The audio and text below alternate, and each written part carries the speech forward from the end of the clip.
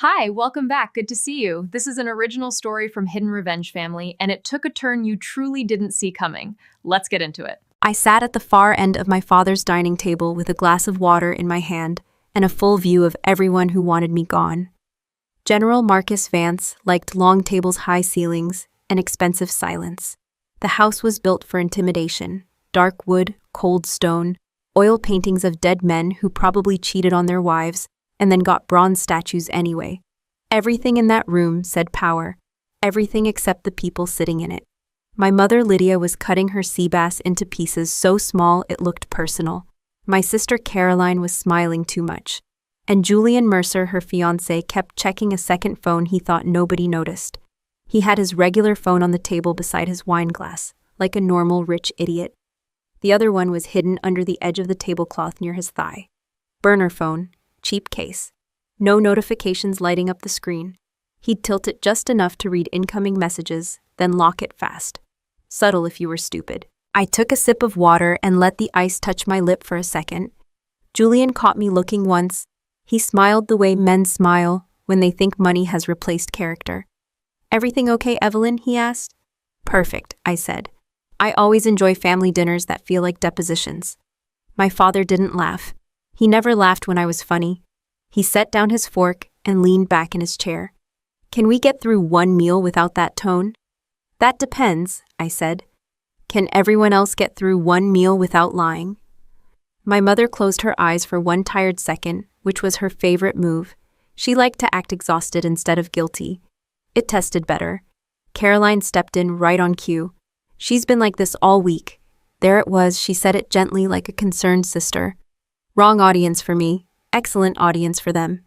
Julian looked down at his plate, pretending to hate conflict. Caroline placed one hand over her chest, like she was accepting a humanitarian award. "I'm serious," she said. "Mom, tell him. She called me 3 times 2 nights ago saying people were following her." I looked at her. "No, I called you once. I asked why your fiancé's shell company was wired into a defense subcontractor in Virginia." My father's jaw tightened. Julian reached for his wine and missed the stem the first time. Caroline gave me a sad little smile. "This is exactly what I mean. The paranoia, the obsession. She twists normal things into these huge conspiracies." "Right," I said. "Because men with burner phones and offshore transfers usually sell scented candles." My mother finally spoke. "Evelyn, enough." Her voice had that polished donor luncheon tone. Soft, controlled, empty. My father folded his napkin with military precision, like he was trying not to break something in front of witnesses. He was in the middle of a Senate campaign, and every meal lately felt like damage control. I wasn't a daughter anymore. I was a bad headline in human form. "Julian is helping fund this family's future," he said. "You will treat him with respect." I looked at Julian. "That depends on what country he's loyal to." Nobody moved. That part landed. Caroline let out a breath like she'd been dreading this moment, which was impressive considering she'd spent the whole evening trying to create it. "She did it again this morning," Caroline said quietly. "She told one of the staff not to leave their kids alone near me because I was managing optics." Do you hear how crazy that sounds? "It sounds accurate," I said. Caroline turned to our parents instead of answering me. That was her thing. She never fought head-on if she could perform sideways. "I've tried to protect her," she said. "I really have." I almost smiled. That line was new. She'd practiced it. I set down my glass. "You should save some energy, Caroline." Fake concern burns calories. She blinked hard, then looked down. Perfect timing. A little wounded, a little noble. She could have taught master classes in manipulative grief. Julian cleared his throat. "Maybe this isn't the night," "No," Caroline said softly. "It is." Then she looked at me with wet eyes that had never once matched what she actually felt. "You scared me last week, Evelyn." I leaned back. "Did I? Or did I get too close to something you wanted buried?" My father's hand hit the table. "Enough." Silverware jumped. My mother flinched. One of the servants froze in the doorway and then disappeared. The room went still. My father pointed at me like I was a junior officer embarrassing him in front of command. "You have been unstable for months.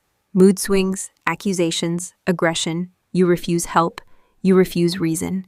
Every conversation turns into some fantasy about surveillance and corruption." I looked at him for a long second. Then I said, That's a strong speech for a man who never asks for proof unless it helps him lie. The doorbell rang. Nobody reacted with surprise except my mother, and even hers looked rehearsed late. That told me what I needed. Julian sat up straighter. Caroline inhaled fast, but hid it behind one trembling hand. My father didn't turn toward the foyer right away.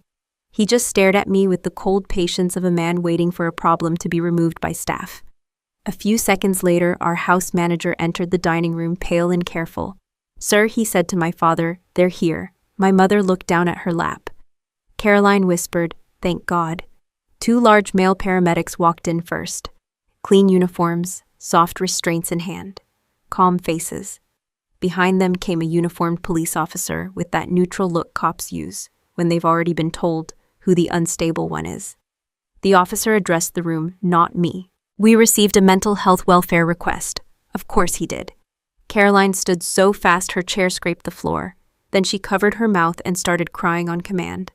I had to give her credit. It was a strong performance. Not truthful, just well lit. She came toward me slowly. Tears on her cheeks, one hand stretched out like she was approaching a wounded animal. "Evelyn," she said, voice breaking, "I'm sorry. I'm so sorry. I have to do this to save you. You're not well. You're a danger to yourself." I looked past her at our parents. My father stood near the head of the table with both hands behind his back. He didn't defend me, didn't question the timing, didn't ask to speak privately. My mother stayed seated and turned her face away like this was all too painful to witness, which was convenient since she helped arrange it. That was the moment the room got honest. Not because anyone told the truth, because nobody bothered hiding the lie anymore. The officer stepped closer. "Ma'am, we need you to come with us." Caroline started crying harder. "Please don't fight them, Evelyn, please. We all love you." I let that hang there. Love.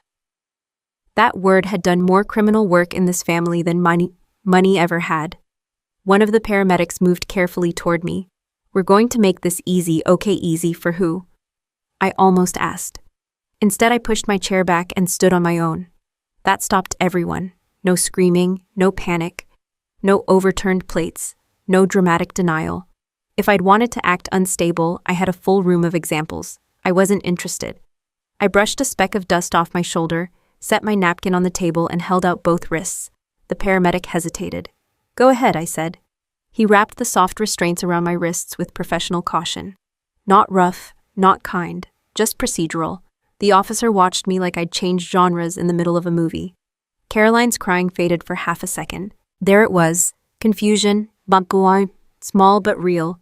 She expected rage. She expected begging. She expected something she could point to later and call proof. What she got was compliance. Julian looked at me now, really looked at me, and I saw the first crack in him. Tiny hairline, but there. I met Caroline's eyes. She still had that wet-faced grieving sister act going, but underneath it, tucked deep in the corner of her mouth, was a smile. Small, mean, private. She thought she'd won. She thought she'd just removed the unstable younger sister who kept asking the wrong questions. She thought once the paperwork hit the system, nobody would listen to anything I said again. She thought a psych hold would bury my credibility, protect Julian's contracts, and keep our father's campaign clean. She thought she had planned the perfect trap. What Caroline didn't know was that being taken to a psychiatric facility was never her idea. It was mine.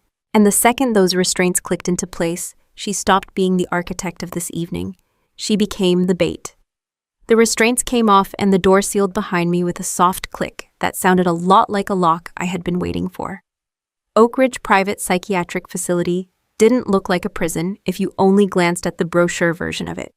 Clean hallways, neutral colors, staff trained to speak in calm, measured tones, everything designed to make control feel like care. The isolation room told the truth.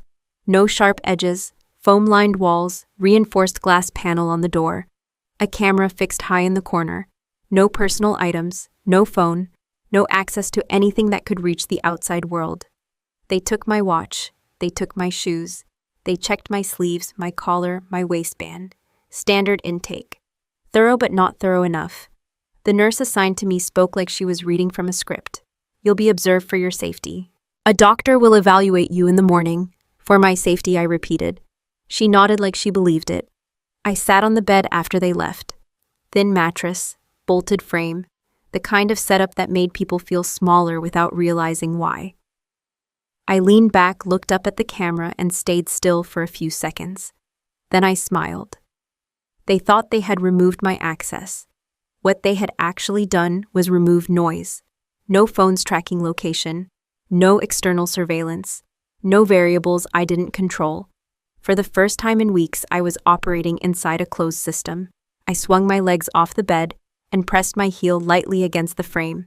The insert inside my shoe wasn't there anymore. Good. That meant it was still exactly where I needed it. Hours passed. No interruptions, no sedation. They were waiting for a formal evaluation before pushing anything into my bloodstream. That told me Caroline had filed this as a controlled admission, not an emergency override. She wanted paperwork. She wanted a diagnosis on record. She wanted something permanent. Around what I guessed was early evening, the door opened. Caroline walked in first. No tears this time. Julian followed behind her, closing the door like he belonged there.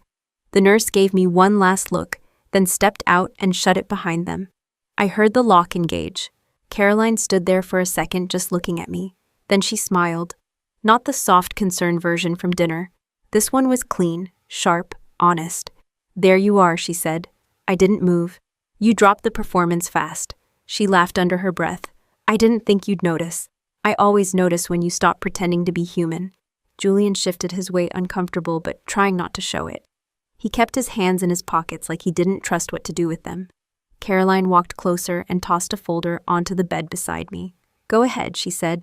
"Read your future." I didn't reach for it right away. I just looked at her. "Confident," I said.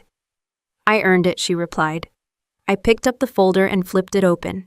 Fabricated psychiatric evaluations, witness statements, behavioral notes, all aligned, all consistent, all written in the same tone that made lies feel clinical: paranoid ideation, delusional fixation, escalating instability, clean work. "You spent time on this," I said.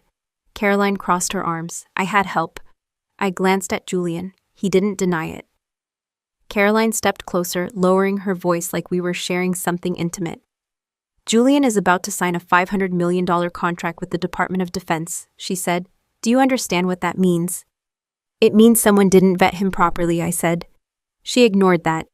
"It means everything you've been digging into becomes irrelevant," she continued, "because now you're not a credible source. You're a diagnosed paranoid with a documented history of delusions." Julian finally spoke. "Your reports won't hold weight. Not after this." I closed the folder and set it beside me. "And the conservatorship?" I asked. Caroline smiled again, slower this time. "There it is," she said. "You figured it out." Julian nodded like he was explaining a business plan. "Medical guardianship. Temporary at first, then extended. Control over your finances, your military retirement accounts, your assets. Everything you earned," Caroline added, "managed by people who actually know how to use it." I looked at her. "You mean you?" She didn't even pretend to deny it. "Yes," she said. Silence settled in the room for a second. Not tense, just clear. Caroline tilted her head slightly. "You should be angry or scared or something." "I'm thinking," I said. "About what?" "How predictable this is."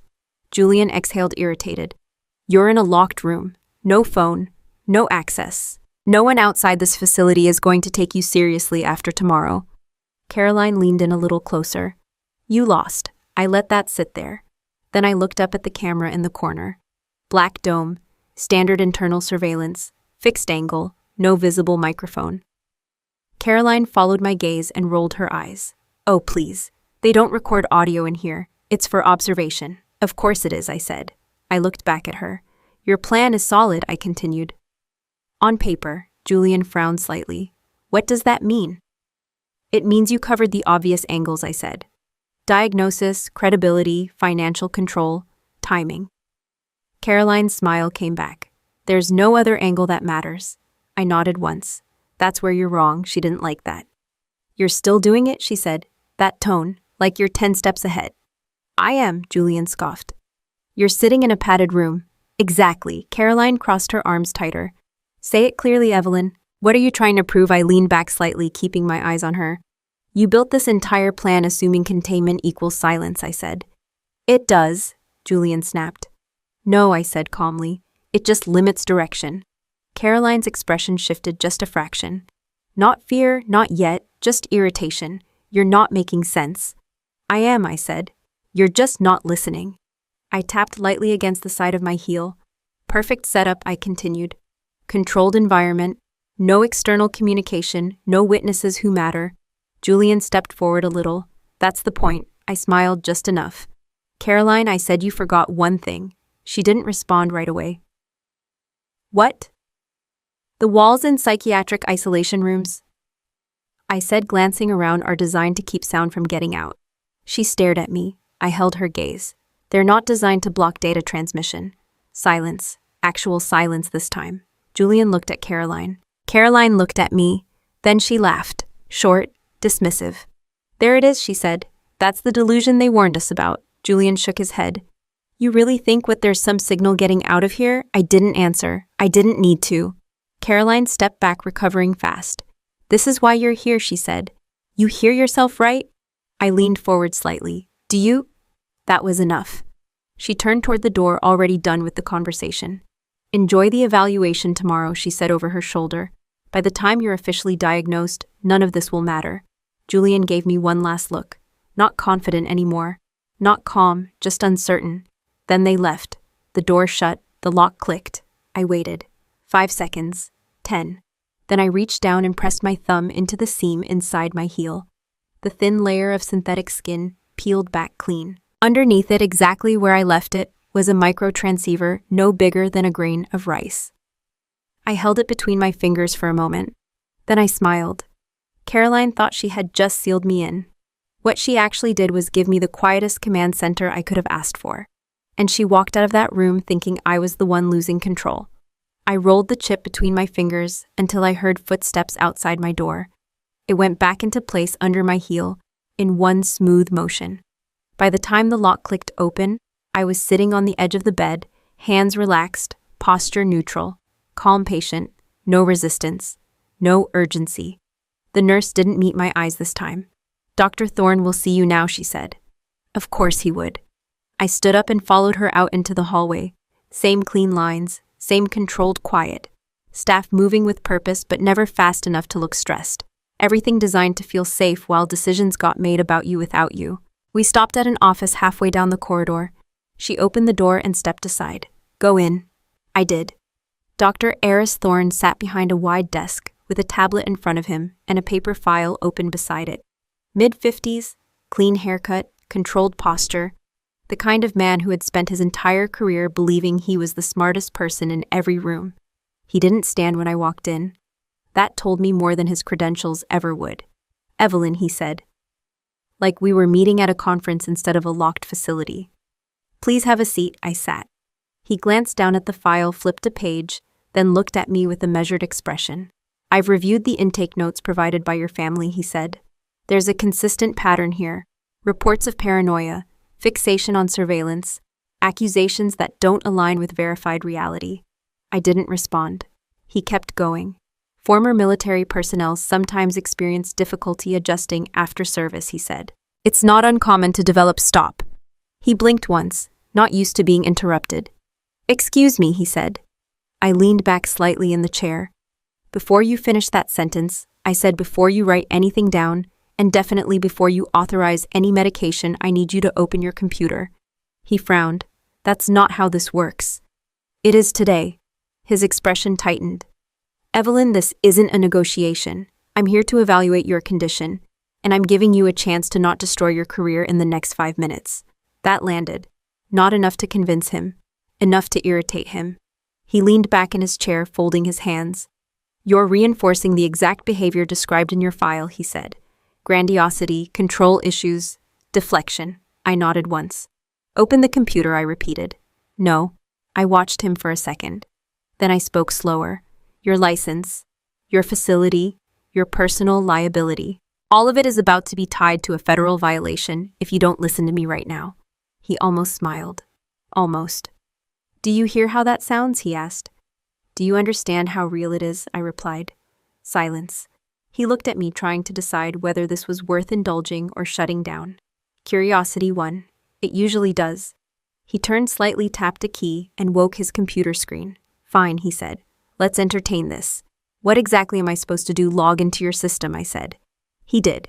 Now open a browser. He hesitated for half a second, then followed through. Type this exactly, I said. He waited. Don't use the social security number in that file. I added, nodding toward the folder Caroline gave him. It's fake. His eyes flicked to the folder, then back to me. Type the address, I said. I gave him a secure DoD portal URL. He paused again. You're asking me to access a federal system without authorization, he said. You already did something worse, I replied. This just tells you how bad it is.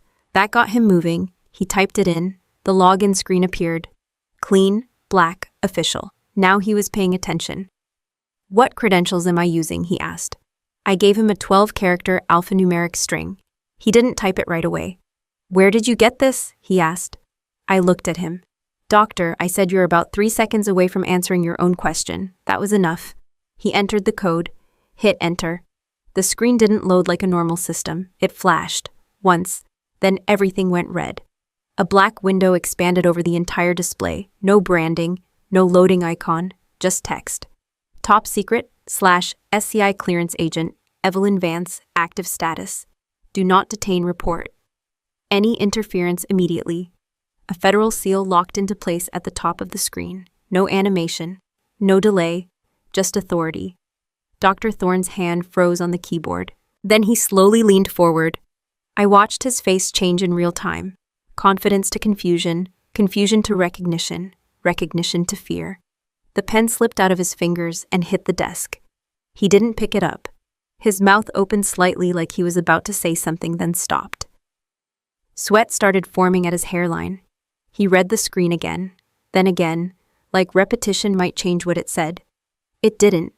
He started, then stopped. I didn't help him. He swallowed hard. He tried again. Keep reading, I said. He did.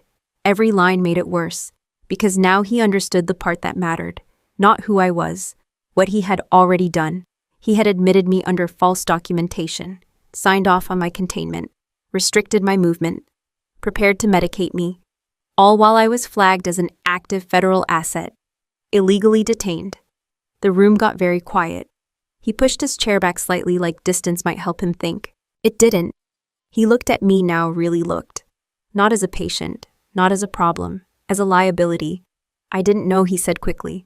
The file, your family, I know exactly what they told you, I said. His breathing got sharper. I need to report this, he said. I need to contact. He reached for his phone. I stood up, fast enough to stop him. My hand came down over his, pressing the phone flat against the desk. He froze. Not yet, I said. He looked up at me like I had just made things worse. Not yet, he repeated. Do you understand what this is? Yes, I said. Do you? He swallowed again. They're going to. This is if I don't report, you will, I said. Just not today. He stared at me, processing, failing, trying again. You're asking me to delay reporting a federal violation, he said. I'm telling you to correct one, I replied. His hand twitched under mine. I didn't move. You have two options, I continued. You call this in right now, and this turns into a legal mess that drags your name through every layer of review. His face tightened. Or I said, you listen carefully. Follow instructions, and in 24 hours, this entire situation resolves in a way where you look like the doctor who cooperated. He didn't answer. Because he was doing the math. Risk versus outcome. Immediate exposure versus controlled damage. What do you want? He asked finally. There it was. I removed my hand from his and stepped back. I want you to continue exactly as planned, I said. His head snapped up. What? Same evaluations, same notes, same behavior, I said. You treat me like every other patient in this room. That makes no sense. It will. He shook his head. I can't just pretend you already did, I cut in. You just didn't know who you were pretending with. That shut him up. He looked back at the screen one more time, then at me. You're running something, he said slowly. Yes. And you need to stay here to do it. Yes. He exhaled through his nose, trying to steady himself. This is insane. I almost smiled. No, I said. This is controlled. He sat there for a second longer. Then he reached forward and closed the laptop. Not slammed, not rushed, Deliberate. Decision made. 24 hours, he said. Exactly, I replied. He nodded once, still pale, still sweating, but now he understood his role. And more importantly, he understood what would happen if he stepped out of it. I turned toward the door, then paused. One more thing, I said without looking back. Next time someone hands you a perfect story about a broken person, ask who benefits from it. He didn't answer. He didn't need to. I walked out of his office like I belonged there, because now I did. And behind me, Dr. Eris Thorne sat very still, realizing he wasn't in control of this facility anymore. He was just the first man who figured it out. I stepped out of Dr. Thorne's office and saw my father before he saw me. He was standing at the end of the hallway with his lawyer, exactly where authority likes to stand out in the open, visible, controlled. Still in a tailored suit posture, straight chin, slightly raised like he was about to brief a room full of officers instead of corner his own daughter in a psychiatric facility. For a second, I just watched him, General Marcus Vance. The man who used to teach me that discipline wasn't about control, it was about restraint. Now he looked like a man who had traded both for funding. He turned when he heard my footsteps. No relief, no concern, just irritation that the problem was still walking. There you are, he said. No, are you okay? No, we need to talk. Just confirmation that the asset hadn't been removed yet. His lawyer gave me a quick scan, clinical detached, already calculating how unstable I would look in a courtroom. Have a seat, my father said, nodding toward an empty consultation room. I walked in without arguing. Not because he told me to, because I wanted to see how far he was willing to go. We sat across from each other at a small table. The lawyer stayed standing just off to the side, like background support, in a negotiation that wasn't supposed to fail. My father didn't waste time. He pulled a folder out of his briefcase and dropped it onto the table in front of me. Hard. Keedy Evelyn, he said out of habit, then corrected himself in English. Sign it. I didn't touch it. What is it? I asked, even though I already knew. Transfer of trust assets, he said. Medical guardianship authorization. Temporary pending review. Temporary, I repeated. His jaw tightened. Don't start. I opened the folder. Clean documents. Professionally drafted. Already prepared for submission. My name typed in multiple places. His name positioned where control needed to be. And at the bottom, a blank line waiting for my signature. I looked up at him. You came all the way here for paperwork, I said. I came here to fix this, he replied. No, I said calmly. You came here to contain it. His eyes hardened. Julian is backing my campaign, he said. There are donors watching, there are timelines, there are consequences if this gets out of control. I nodded slightly. There it is, he leaned forward. This is bigger than you. That's the problem, I said. You think everything is. His hand flattened on the table. You are in a psychiatric facility because of your own behavior, he said. Accusations, instability. You've created a situation where no one can trust your judgment. I held his gaze. You never asked for proof, I said. Not once. Because there isn't any. There is, I said. You just don't want to see it. He exhaled sharply, losing patience. I don't have time for this, he said. Sign the document. Let us manage this quietly. You'll get treatment. You'll stabilize. And this family can move forward. This family. I looked at him for a long second. Then I leaned back in my chair. You really believe that, I said. I know it, he replied. I shook my head once. No, I said. You know exactly what you're doing. The room went still. The lawyer shifted slightly but didn't interrupt. I tapped the document lightly with one finger. You're not protecting me, I continued. You're protecting him. My father didn't deny it. That was new. You're protecting your campaign, I added. Your donors, your timeline, your reputation, and you're threatening all of it, he said. No, I said. I'm exposing it. That hit. He straightened in his chair, voice tightening. You are not in a position to expose anything, he said. Not from inside this place. I almost smiled. That's where you're wrong. He ignored it. Sign the document, he said again, slower now. Don't make this harder than it needs to be. I looked down at the paper, then back at him. You used to tell me something, I said, when I was a kid. He didn't respond. Never negotiate from a position of weakness. I continued. Remember that? His eyes narrowed slightly. This isn't a negotiation, he said. It is, I replied. You're just pretending it isn't. I reached for the pen he had placed on the table. Mont Blanc. Heavy, expensive. The kind of pen people buy when they want signatures to feel important. I rolled it once between my fingers. The lawyer leaned in just a fraction ready. My father watched my hand, waiting. I lowered the pen to the paper, paused, then pressed, hard. The nib dug into the page, releasing a thick blot of ink that spread across the signature line. Not a name, not even close, just pressure, just intent. Then I lifted the pen slightly and pressed my thumb directly into the ink, held it there for a second, let it set. When I pulled my hand away, a clean fingerprint sat right across the document. Dark, clear, impossible to ignore. My father's expression snapped. "What are you doing?" he said sharply. I set the pen down. "Leaving a mark," I said. "That's not a signature." "I know." He pushed the paper toward me again. "Sign it properly." I didn't move. Instead, I looked at him the way I used to look at him when I was younger, when I still thought he meant what he said. "You're a general," I said. His jaw tightened again. "Marcus," I corrected. "You should know the basic rule." He didn't answer. Never negotiate with someone holding the nuclear codes. Silence. Real silence this time. The lawyer looked between us, suddenly unsure if this was still a simple paperwork situation. My father stood up so fast the chair scraped back hard against the floor. "This is over," he said. "It was over the moment you walked in here with that document," I replied. He slammed his hand on the table. "You will stay here until you're declared stable," he said. "And when that happens, everything you've tried to build against this family will be gone." I held his gaze.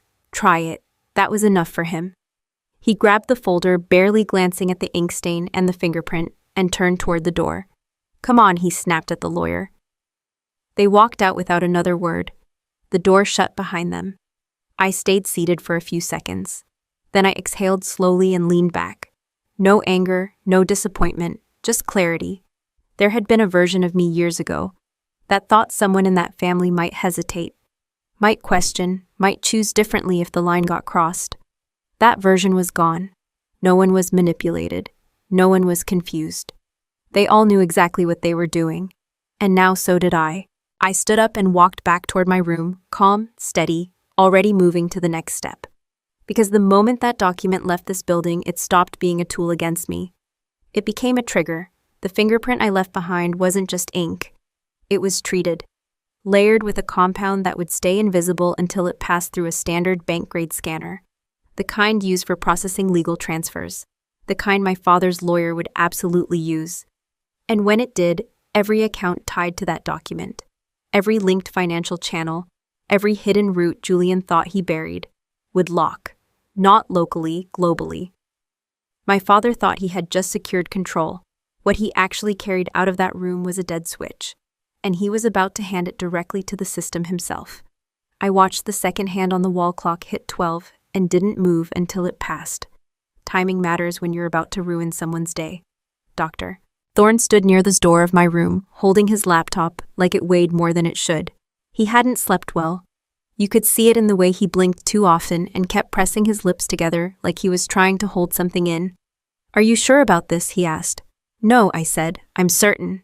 He stepped inside and closed the door behind him, locked it, checked it again, then walked over and set the laptop on the small desk, bolted to the wall. "I shouldn't even be in here with this," he said. "You shouldn't have admitted me either," I replied. He didn't argue. That was progress. He opened the laptop and logged in. Secure system, hospital network, layered with his own credentials. Not military grade, but enough for what I needed once I bridged it. His hands hovered over the keyboard. "If this gets traced back, it won't," I said. "That's not what I'm worried about." I looked at him. "I know," I said. "You're worried about what happens if it doesn't work." He didn't deny it.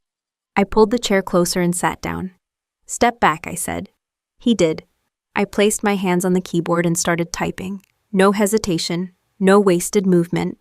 The commands came fast, clean, precise. The kind of typing that doesn't look impressive unless you know exactly what you're watching. Thorne stayed quiet. He had stopped asking questions. Smart. I accessed the network through a layered route, piggybacked through a secure channel I had already opened the night before. The chip had done its job. The path was there. All I needed now was a terminal. The hospital's system became a doorway, and beyond that, everything else. Urin, Thorne said quietly, more to himself than to me. "I never left," I replied. I pulled up the flagged document ID tied to my father's transfer paper. There it was, processed, scanned, logged, exactly as expected. I leaned back slightly, then typed the command that mattered. Execution string loaded. Trigger linked.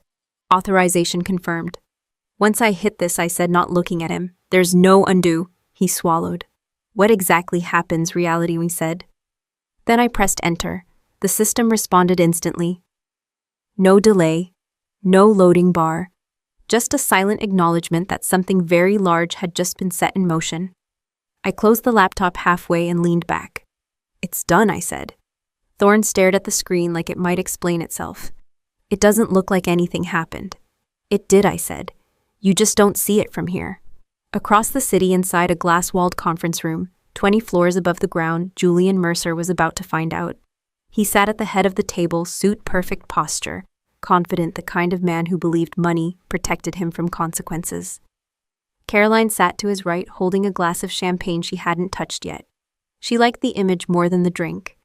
2 executives sat across from them, one legal, one financial, both ready, both expecting a clean transaction. $50 million. Initial transfer. Foreign source. Structured to look legitimate, Julian adjusted his cufflinks and glanced at his watch. She's still in there, he said quietly to Caroline. Caroline smirked. Probably sedated by now. Good, he said. I don't want any noise today.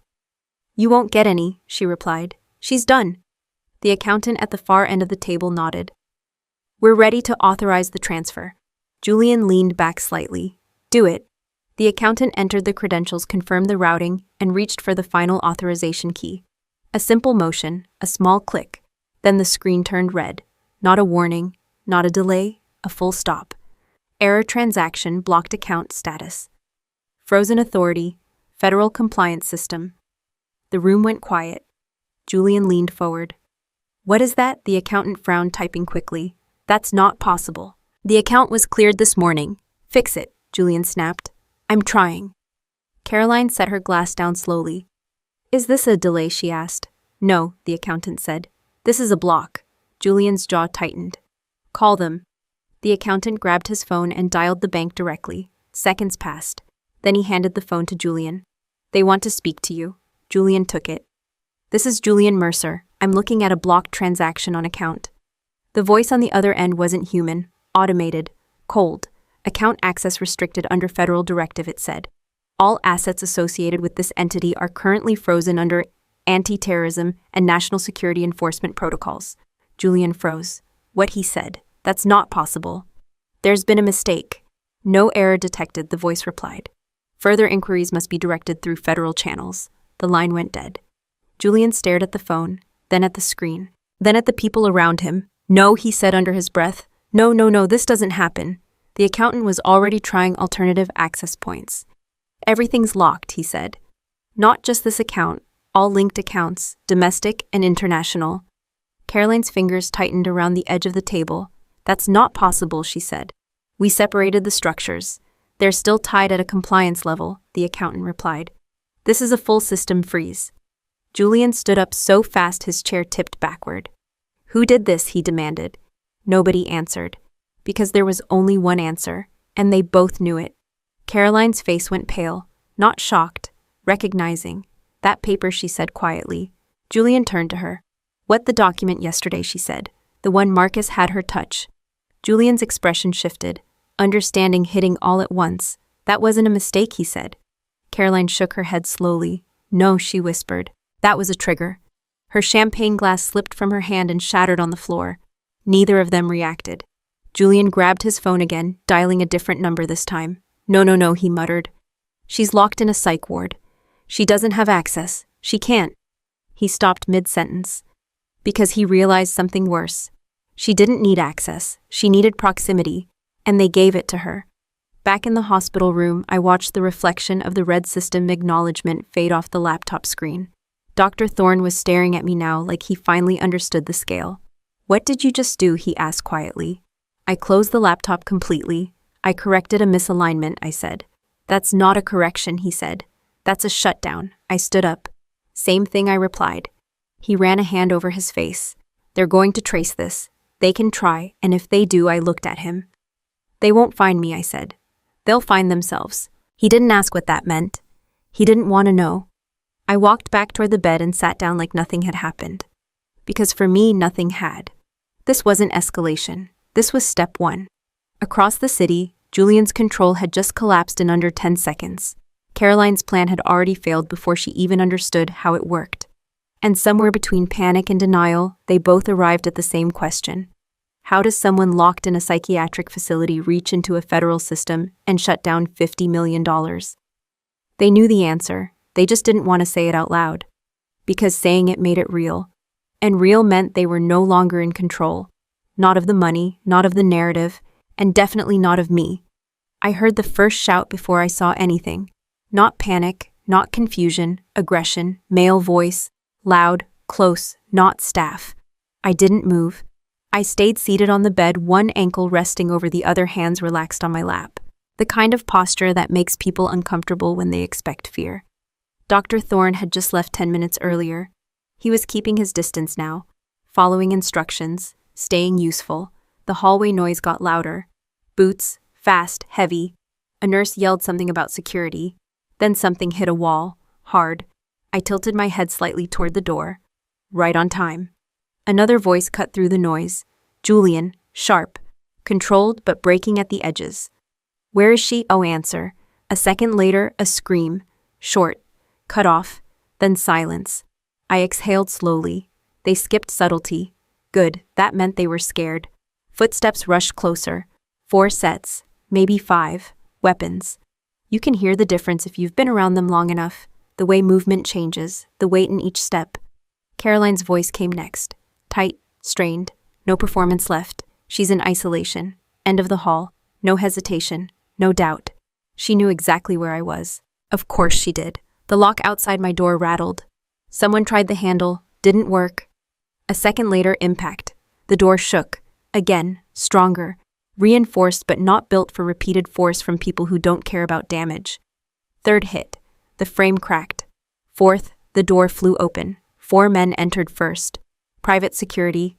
Not military. Wrong posture. Too aggressive. Weapons held like tools instead of extensions. But armed enough to be dangerous in a place like this. Julian came in behind them. Caroline right after. Her face had changed. No tears, no softness, no mask, just anger. Raw. Focused. You think you're smart, she snapped, stepping into the room. I didn't answer. One of the guards moved closer, scanning the space, like I might disappear. Another one closed the door behind them. Julian stood near the wall, breathing hard, but trying to control it. This ends now, he said. I looked at him. No, I said. It already started. Caroline stepped forward fast, stopping just a few feet from me. You don't get to do this, she said. You don't get to touch our accounts and walk away like nothing happened. Our accounts, I repeated. She ignored that. You locked everything, she continued. Do you understand what you just did? Yes. You think that makes you powerful, no, I said. It makes me accurate. That hit something. Her jaw clenched. You're not getting out of here, she said.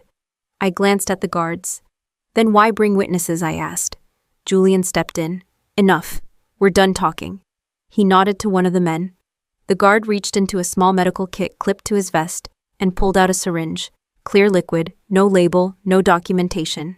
Just a solution to a problem. Caroline's voice dropped lower, colder. You're going to calm down, she said. One way or another. I watched the syringe, then looked back at her. Overdose, I asked. She didn't answer. Didn't need to. One of the guards moved closer, raising the syringe. You should have stayed quiet, Julian said. I leaned back slightly against the wall. You should have stayed patient, I replied. The guard grabbed my arm, firm grip, untrained for restraint. Too much force, too fast. He brought the needle up. Right before it touched my skin, the glass exploded. Not cracked, not shattered slowly, exploded. Every reinforced window along the corridor blew inward at the same time.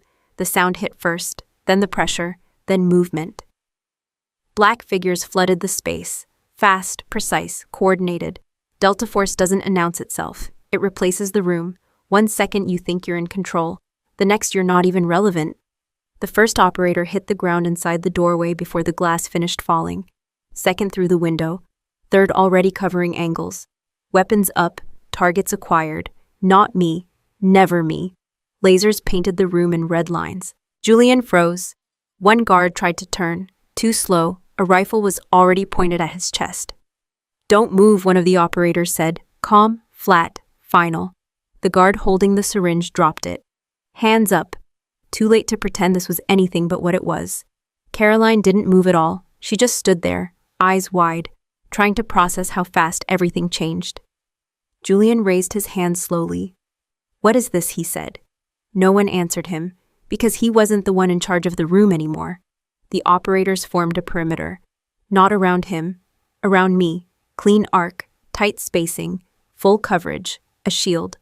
One of them stepped slightly forward just enough to block any line that wasn't controlled. Area secure, he said. Another voice came through a comm. Targets contained. Professional, efficient. No wasted words. I shifted my leg off the bed and stood up. No rush, no reaction, just movement. The room adjusted around me, not the other way around. Julian stared at me like he was seeing me for the first time. You, he started. I looked at him, yes. Caroline finally spoke. What did you do, she asked. I tilted my head slightly. You brought armed men into a federal operation, I said. What did you think would happen? Her breathing got faster. This isn't real, she said. It is, I replied. One of the operators stepped closer to Julian, adjusting his aim slightly. Hands higher, he said. Julian complied. No more arguments, no more control, just compliance. Caroline's eyes moved from the soldiers to me, then back again, trying to find a version of this where she wasn't losing. There wasn't one. You planned this, she said. I didn't answer. She already knew. Her voice dropped. You used this place, she said slowly. Yes, she shook her head once. You let us put you in here. Yes. Her eyes widened further, understanding finally catching up. You wanted us to come, she said. I met her gaze. Yes, that was the moment. The exact second it broke for her. Not the money, not the system, not even the soldiers. The realization that none of this was accidental, that every step she took had been anticipated, guided, allowed. Her mouth opened slightly, but nothing came out. Julian looked between us, trying to catch up, failing. You set us up, he said. I didn't deny it. One of the operators moved in and secured the guards. Clean, fast, controlled. No resistance. There wasn't any left. I stepped forward once, not toward them, just enough to be clear. This isn't extraction, I said. This is containment. Julian's face tightened. For who, he asked. I looked at him. For you, silence. Heavy, complete. Caroline didn't blink, didn't move, didn't breathe the way people do when they still think they can fix something, because now she understood the one thing she hadn't considered. I wasn't trapped in that room. I was operating from it. And she had just walked herself into the center of it, right where I needed her. I raised my hand slightly, and every weapon in the room lowered half an inch. Not down, not safe, just enough to shift control. Stand them up, I said. 2 operators moved immediately, pulling Julian and his men into position. Hands still visible, no sudden movement. Caroline didn't resist. She was past that. Julian looked at me like he was waiting for the next hit. What now, he asked. I stepped closer, stopping just outside his reach. Now you fix your schedule, I said. He frowned. What? You have a gala tonight, I continued. Defense contractors, senior officers, press, donors. Caroline blinked. You're serious? Yes. Julian shook his head. We're not going anywhere. I held his gaze. You are, I said, on time, dressed properly, acting normal. That's not happening, he said. I didn't raise my voice. You brought armed men into a controlled federal environment, I said. You attempted to assault a protected asset. You can walk into that room tonight, or you can disappear from every system you think protects you. Silence, heavy. He understood. Caroline looked between us. You want us to? What? Smile, yes. She almost laughed. You're insane. No, I said. I'm consistent. Julian's shoulders dropped slightly. Defeat doesn't always look dramatic. Sometimes it just looks like a man realizing the math doesn't work anymore. What's the condition, he asked. You attend, I said. You don't run, you don't warn anyone, you don't cancel, you follow your original plan. And if we don't, I didn't answer right away. I just looked at the operators behind him. That was enough. He nodded once, slow, controlled. We'll be there. Good, I said. I stepped back. Release them. The operators didn't question it. Hands came off. Weapons stayed ready. Julian adjusted his jacket like he could put control back on with it. Caroline didn't move for a second. Then she did, but something in her had shifted. Not fear, not yet, awareness. That this wasn't over, that this was just positioning. Tonight, she said quietly. Yes, I replied. She nodded once, then turned and walked out. Julian followed. No one stopped them. No one needed to. Because now they knew exactly where they had to be. And exactly what would happen if they weren't. That night, the ballroom looked exactly how power likes to present itself. Clean lighting, polished floors, uniforms pressed sharp, conversations controlled and just loud enough to sound important. Over 500 people in the room. Military leadership, contractors, political figures, people who signed things that changed outcomes. My father stood near the center of it. Perfect posture, perfect suit, perfect smile. General Marcus Vance, still campaigning, still convincing people he was the right kind of man to trust. My mother stood beside him, dressed for sympathy and status at the same time. Lydia Vance, controlled, composed, watching the room like she was managing perception in real time. They looked exactly like they were supposed to. A strong family, a stable image, a narrative that held together. Julian and Caroline stood across the room. They didn't match the setting anymore. Julian held a glass of whiskey, but his hand wasn't steady, not enough to spill. Enough to notice if you knew where to look. Caroline smiled at someone in front of her. The smile didn't reach her eyes. It didn't even stay consistent.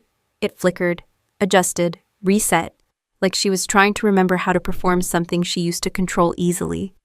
Relax, she whispered under her breath. Julian didn't look at her. Don't say that. You're shaking. I'm not. You are. He tightened his grip on the glass. I said I'm not. She stopped talking, because there was nothing left to fix between them. Not tonight. Across the room, applause started. A speaker wrapped up a segment. More clapping, more smiles, more controlled energy. Everything still looked normal. That was the point. The stage lights dimmed slightly. A voice came over the system. Ladies and gentlemen, please take your seats. Movement across the room. Chairs adjusted, conversations lowered. Attention shifted forward. My father guided my mother toward their table, still calm, still in control, still believing whatever he needed to believe to get through the night. Julian sat down. Caroline followed. Neither of them spoke, because both of them were waiting. They didn't know for what. Just that it was coming. The lights dropped. Full blackout. The room went silent. No music, no movement, just darkness. Then a single spotlight cut across the stage. The announcer's voice returned, formal, clear. Tonight's keynote will be delivered by a representative operating under direct authorization from the Department of Defense. A pause, long enough to build expectation, short enough to hold control. This individual does not require introduction. Another pause. Then please stand. Chairs shifted. Uniforms straightened. Instinct took over. People stood. All of them. Even the ones who didn't know why yet. The curtain moved. Not fully, just enough. Then I stepped out. Black Class A uniform, medals aligned, ribbons across my chest. Everything in place. Everything earned. No hesitation, no performance. Just presence. The room locked. You can feel it when a room understands rank without being told. Silence changes. Breathing changes. Posture changes. 500 people stopped being an audience. They became observers. My father didn't move at first. Then the glass slipped out of his hand. It hit the floor, shattered. He didn't look down. He couldn't.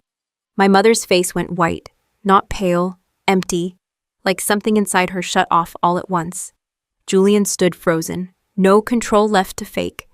Caroline didn't blink, didn't breathe, didn't move, because she understood exactly what she was looking at. Not a mistake, not a coincidence, not a recovery, a reveal. I stepped forward once. That was enough. Every officer in the room came to attention, clean, sharp, immediate, no hesitation, no confusion. They knew exactly who they were standing for. No one spoke, no one questioned, because authority, when it's real, doesn't need explanation. It just needs to show up, and it did. Right in front of them, right in front of the family that signed me away less than 24 hours ago, right in front of the people who thought they had already erased me. I let the silence sit, long enough. Then I looked out across the room. And then directly at them. My family still standing, still trying to understand how something they buried was now standing on a stage they couldn't control. Because this wasn't their narrative anymore. This wasn't their room anymore. And for the first time that night, they weren't the ones being watched. They were the ones being seen. I lifted one hand slightly and the room held its breath without being told to. No speech, no introduction, no explanation, just a signal. The screen behind me came to life. No logo, no transition, just data, clean, direct. Impossible to misread. A financial routing map filled the display.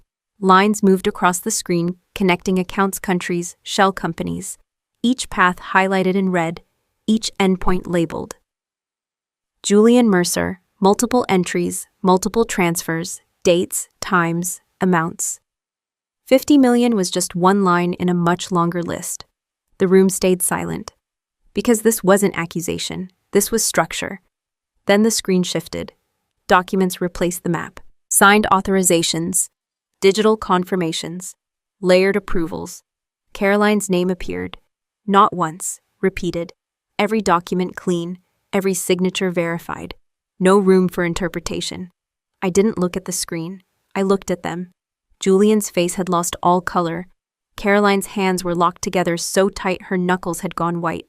My father hadn't moved.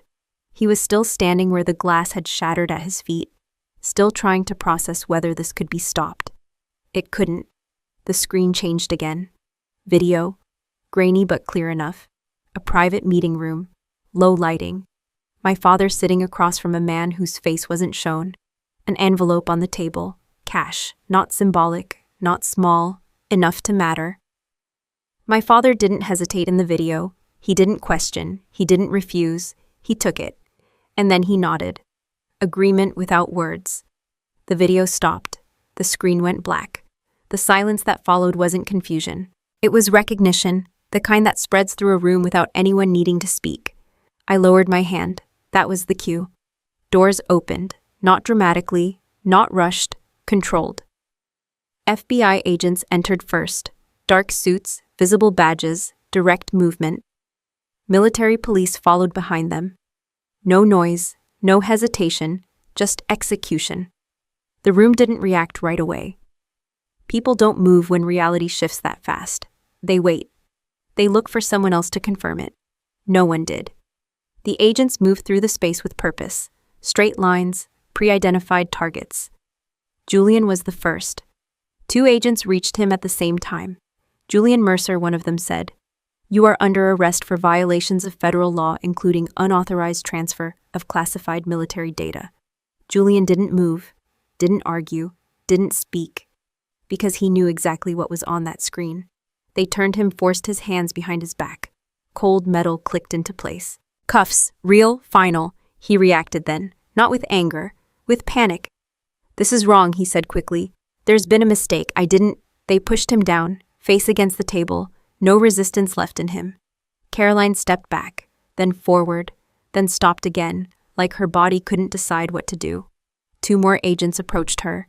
Caroline Vance, one of them, said, "You are under arrest for financial crimes, including money laundering and conspiracy." She shook her head immediately. "No," she said. "No, that's not no." They reached for her wrists. That's when she broke. Not controlled, not subtle, real. She dropped to her knees, hard. The sound echoed off the marble floor. "Wait," she said, voice shaking. "Wait, please, this isn't—" She turned, looked at me, not as an equal, not as an opponent, as something she needed. She crawled forward, hands reaching, desperate. Her fingers grabbed the edge of my uniform. "Evelyn," she said, voice breaking completely. "Please, please don't do this." I didn't move. She pulled herself closer, gripping tighter. "I didn't have a choice," she said. "You don't understand, Julian. He pushed this." I looked down at her, calm, still. She kept going. "We're family," she said. "We're blood. You can't let this happen to me." Her voice cracked on the last word. Not controlled anymore. Not performed. Real fear. Real collapse. Behind her, agents waited. Not rushing, because they knew she wasn't going anywhere. Julian was still pinned to the table. My father hadn't moved. My mother stood frozen eyes wide, hands locked together like she was holding something that wasn't there anymore. The entire room watched. 500 people, no noise, no interruption, no sympathy, just observation. Caroline tightened her grip on my uniform. "Say something," she whispered. "Please." I took one step back. Her hand slipped. She almost fell forward, caught herself, looked up at me like she didn't recognize what she was seeing. That's when I spoke. Not loud. Didn't need to be. Every word landed. "You're right, Caroline," I said. Her eyes locked onto mine. Hope, brief, desperate. "I do have a psychological problem." She nodded quickly. Yes, you do. We can fix this. We can." I didn't change my tone. "I have a compulsion," I continued. "An obsession with putting people who betray this country into federal prison." Her expression broke, not slowly, all at once. "And you," I said, "just became my cleanest case." Silence. Absolute. Then the agents moved in. They pulled her hands behind her back. She didn't fight, didn't speak, didn't cry anymore. Just empty, cuffs locked. Cold metal, same as Julian. My father finally moved. One step, then stopped. An agent approached him. "Marcus Vance," he said, "you are under investigation pending formal charges. Not arrested. Not yet. But close enough." My father looked at me. For the first time that night, there was no control left in his expression. No strategy, no calculation, just realization.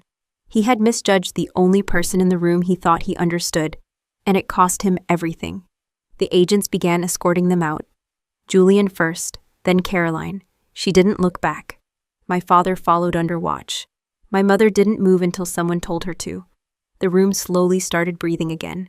Quiet conversations, low voices, controlled reactions. But the damage was done, not privately, not quietly, publicly, completely. I stood there for a moment longer, then turned, and walked off the stage. No applause, no announcement, no closure.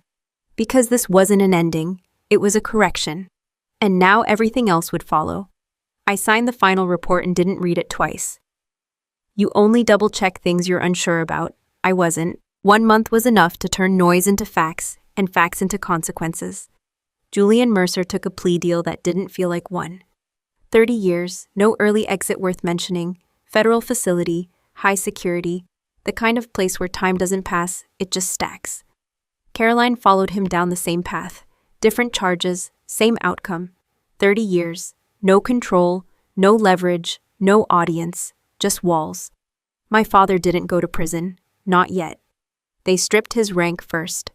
That part mattered more to him. General Marcus Vance became Marcus Vance overnight. No title, no authority, no uniform. Pension gone, reputation gone. Every speech he ever gave about honor replayed on networks that used his name as a caution. He didn't attend any hearings, didn't speak publicly, didn't try to defend himself. He understood the difference between losing a battle and being removed from the map. My mother disappeared for a while, not officially, just socially. No events, no appearances, no quiet charity work to soften perception. She went quiet because there was nothing left to manage. The house was sold within 3 weeks, fast, below value. No one wanted to own something that had just been used as evidence. The story ran for exactly 9 days. Then it stopped. That's how it works. Big scandal, controlled outrage, then silence. Not because people forget. Because the system moves on. I didn't. I moved forward. Different thing. DARPA headquarters doesn't look like what people expect. No big signs, no dramatic entrances. Just clean lines and security that doesn't explain itself. I walked out the front doors just after noon. Clear sky. No noise. No cameras. That's why I chose this place. If someone showed up here, it wasn't for attention. It was for something else. I saw her before she spoke, sitting on the concrete bench across from the entrance, clothes worn, not dirty, just reduced. Lydia Vance didn't know how to look small, so she looked unfinished instead. She stood up when she saw me, too fast, like she thought I might turn around if she didn't move first. "Evelyn." I stopped. Didn't step closer, didn't step away, just stopped. She walked toward me, each step careful, measured, like she was approaching something fragile. That was new. "I've been waiting," she said. "I know." Her eyes searched my face, looking for something familiar, something she could use. She didn't find it. They won't listen to me, she said. Your father, Caroline. This is going too far. I didn't answer. She stepped closer. You have to fix this. No, I said. Her expression tightened. Evelyn, please, she said. This isn't justice. This is punishment. Yes. She shook her head quickly. No, you don't understand. Caroline didn't know what she was doing. Julian controlled everything. Stop. She froze. I held her gaze. Don't rewrite it, I said. I'm not. You are. Silence. She tried again. You can still help them, she said. You can adjust your statement. You can clarify intent. People do it all the time. I almost smiled. People who don't understand consequences do that, I said. Her voice broke slightly. We're your family.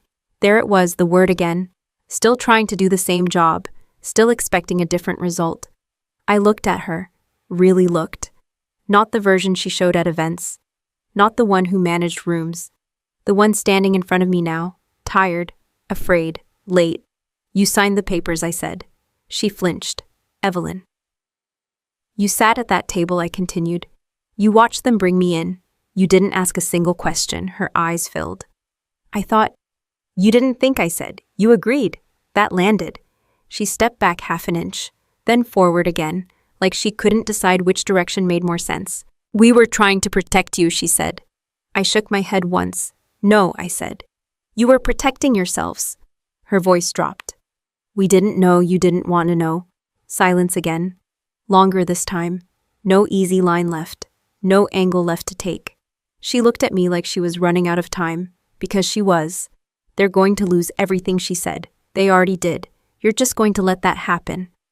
Yes. She stared at me, trying to find something to hold on to. Anything, Evelyn. She said softer now, almost pleading. You can't be this cold. I reached into my jacket, pulled out a folded document. Clean copy, untouched.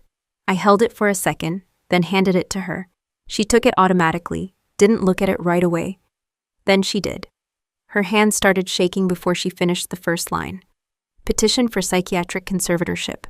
Her signature, my father's, Caroline's, all three, clear, permanent, legal. She looked up at me, eyes wide.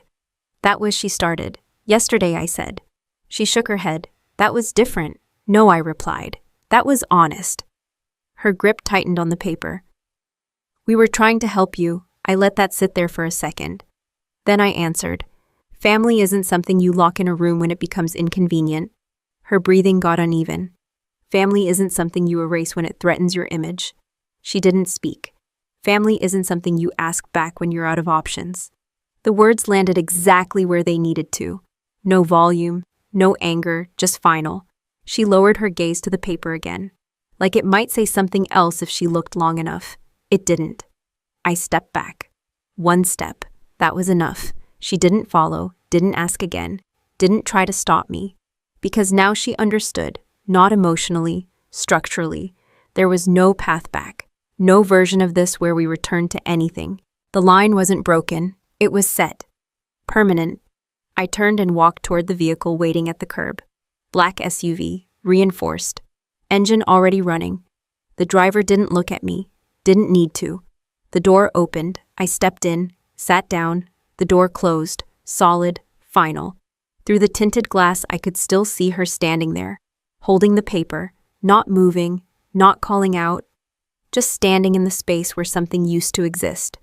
Then the vehicle pulled away, and she got smaller and smaller, until she wasn't part of my world anymore.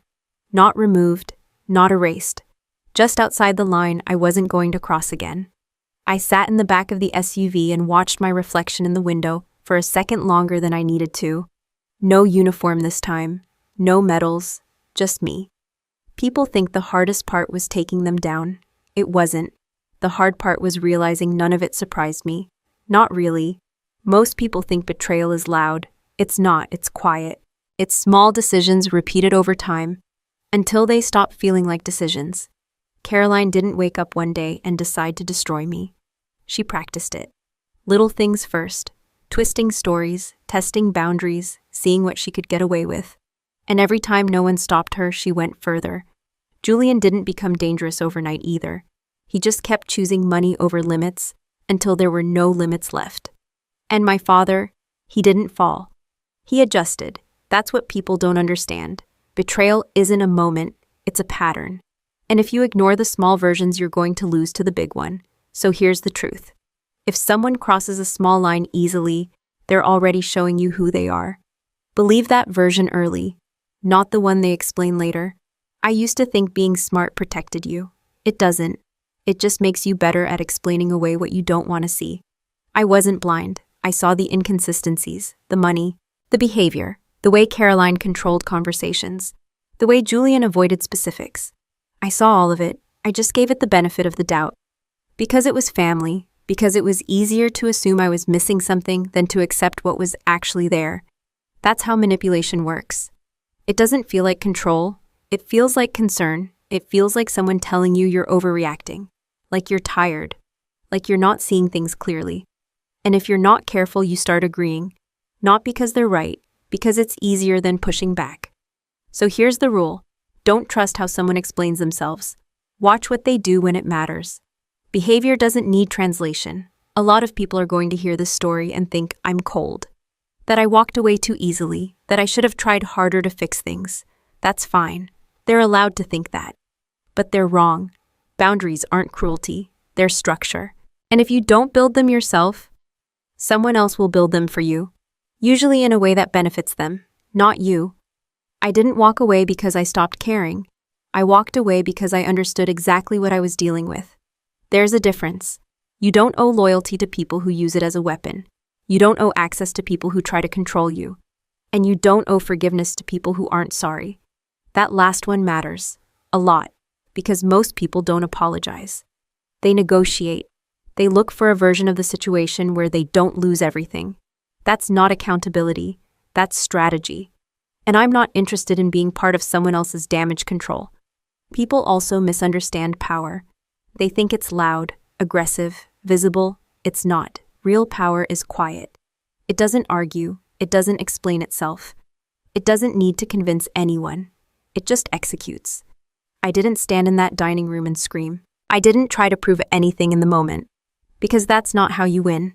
You don't win arguments. You control outcomes. You gather information. You wait. You choose your timing.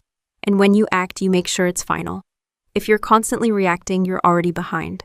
Control the pace, or someone else will. There's also a difference people like to ignore. Revenge and justice are not the same thing. Revenge is emotional, it's fast. It feels good for a second and then it's gone. Justice is structured. It takes time. It requires proof. It holds. I didn't destroy them. I exposed them. There's a difference. I didn't invent anything. I didn't exaggerate. I didn't need to. Everything they did was already there. All I did was make sure the right people saw it at the right time. If someone wrongs you, your first instinct will be to hit back. Don't pause, document, think.